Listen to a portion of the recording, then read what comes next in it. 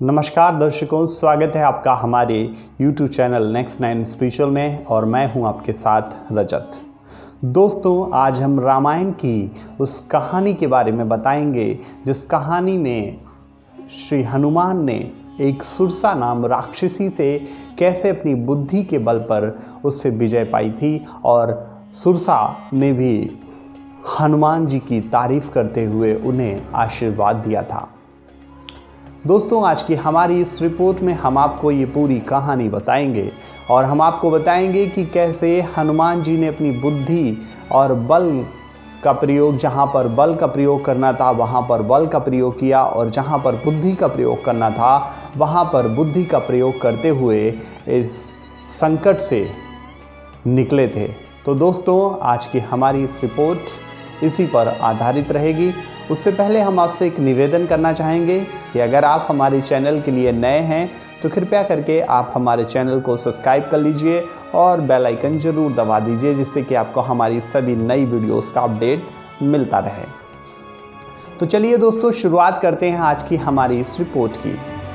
आप सभी जानते हैं कि रामायण जो है वो राम की गाथा, मर्यादा पुरुषोत्तम श्री राम की गाथा, जो भगवान विष्णु का स्वयं अवतार थे। दोस्तों, हम आपको बता दें कि ये कहानी है उस वक्त की जब माता सीता का हरण करके रावण ले गया और उसके बाद मर्यादा पुरुषोत्तम राम श्री हनुमान से मिलते हैं और हनुमान से मिलने के बाद वो माता सीता की खोज के लिए हनुमान से आग्रह करते हैं और हनुमान जी भी माता सीता की खोज करने के लिए निकल पड़ते हैं लंका की ओर।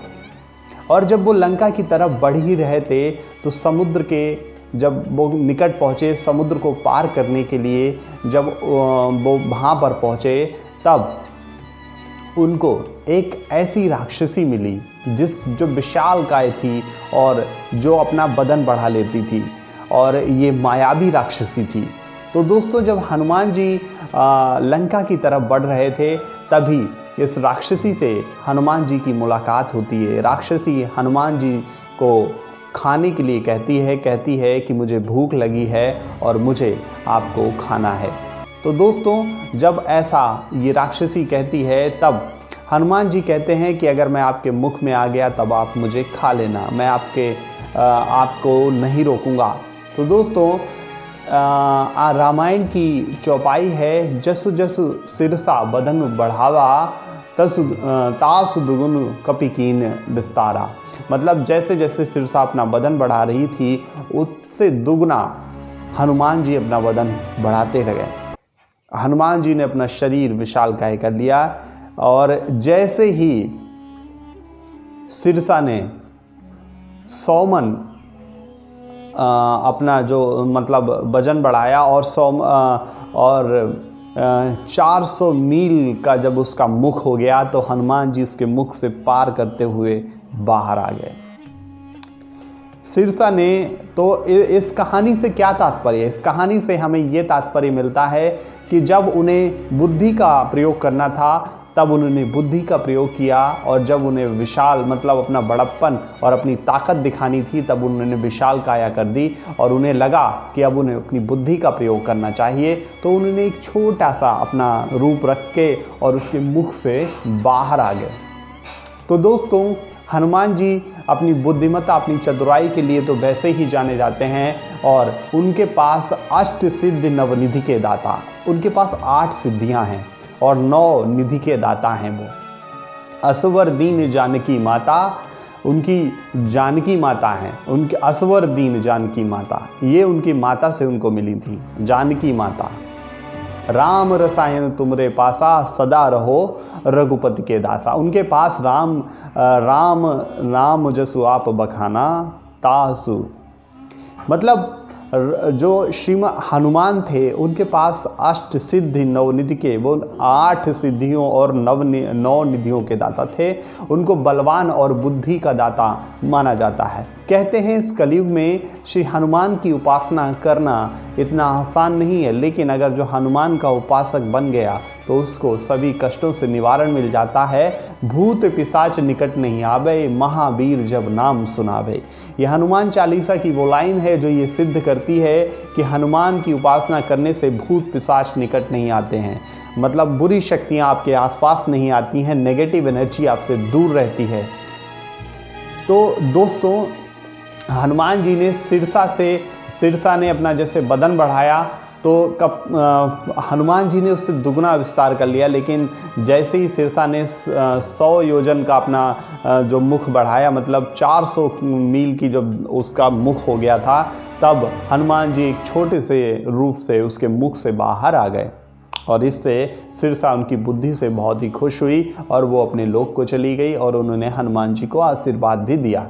तो दोस्तों, हनुमान जी की बुद्धिमत्ता तो यहीं से प्रूफ हो जाती है। हनुमान जी ने कैसे सिरसा, फिर जब वो आगे बढ़े तब उनको एक राक्षसी और मिली जो आसमान में उड़ते हुए पक्षियों को अपने तरफ खींच लेती थी। हनुमान जी भी वहाँ से उड़ रहे थे और ये उड़ने की शक्ति उनकी अष्ट सिद्धियों में से एक शक्ति थी।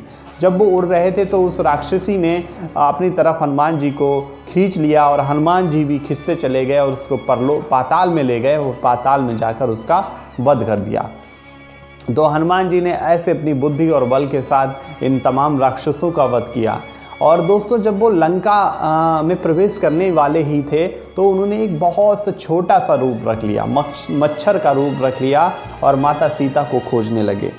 उन्होंने देखा कि लंका जैसी नगरी में श्री राम मतलब जब वो सीता से मिलने जा रहे थे तब उन्होंने एक कुटिया देखी थी जिसमें श्री राम लिखा था। मतलब जहाँ राक्षसों का निवास है वहाँ राम का नाम उनको मिल गया। वो बहुत ही प्रसन्न हुए और फिर माता सीता से मिलने के लिए अशोक वाटिका पहुँचे और अशोक वाटिका में वो माता सीता से मिलते हैं। माता सीता से उनकी कुशलाई पूछते हैं और फिर उसके बाद कहते हैं कि प्रभु आपको बहुत याद करते हैं, मतलब श्री राम आपको बहुत याद करते हैं। ये कथा मतलब जो है वो अशोक वाटिका में ही उनका संवाद होता है माता सीता और श्री हनुमान का। और इस संवाद होने के बाद फिर वो कहते हैं कि मुझे भूख लगी है। तो भूख लगी है तो फिर वो अशोक वाटिका में फल खाने जाते हैं और वहाँ पे पूरी बगिया उजाड़ देते हैं। और फिर उसके बाद रावण के पास ही लेके संदेश उनके जो मतलब वो होते हैं उनके देख रेख करने वाले, वो संदेश लेकर जाते हैं कि राजन कोई ऐसा बानर घुस आया है जिसने पूरी लंका मतलब जिसने पूरी अशोक वाटिका उजाड़ दी है। तो फिर वो भेजते हैं, अक्षय कुमार आता है, उनका जो रावण का मतलब बेटा होता है वो आता है और अक्षय कुमार फिर उसका वध कर देते हैं हनुमान। फिर उसके बाद आते हैं मेघनाद को भी बांध देते हैं और मेघनाद जब वो ब्रह्मास्त्र का उपयोग करता है तब हनुमान अपने आप बंधे हुए चले आते हैं। लेकिन जब रावण की सभा में जाते हैं तब रावण उनकी पूंछ में आग लगाना चाहता है। और जब हनुमान तो बलवान थे ही और गुणी भी थे, तो जब वो आग लगाने चाहते हैं तो जब उनकी पूंछ में आग लगती है तब वो अपनी पूंछ से ही, आग लगी हुई पूंछ से, क्योंकि वो पूंछ बढ़ा रहे थे अपनी, उनकी पूंछ बढ़ती थी, उनके पास अष्टसिद्धि नवनिधि थी, मतलब सिद्धियां तो बहुत थी। तो उन्होंने जब अपनी पूंछ बढ़ाई तब उन्होंने उस पूंछ से सारी लंका में आग लगा दी, लेकिन उस कुटिया को नहीं जलाया जिस पर श्री राम नाम का नाम अंकित था। तो उसके बाद फिर वो समुद्र में कूद जाते हैं और श्री राम के पास पहुंचते हैं और राम को माता सीता की कुशलाई बताते हैं। तो दोस्तों, ये रामायण की वो कहानी है जिसमें ये बात प्रूफ होती है कि हनुमान बहुत ही चतुर और समझदार और कहा जाता है कि श्री हनुमान आज भी हमारे बीच हैं और वो अजर अमर हैं। तो दोस्तों, कैसी लगी आपको हमारी ये वीडियो, आप हमें कमेंट बॉक्स में लिखकर ज़रूर बताएं। हम आशा करते हैं कि आपको हमारी ये वीडियो पसंद आई होगी।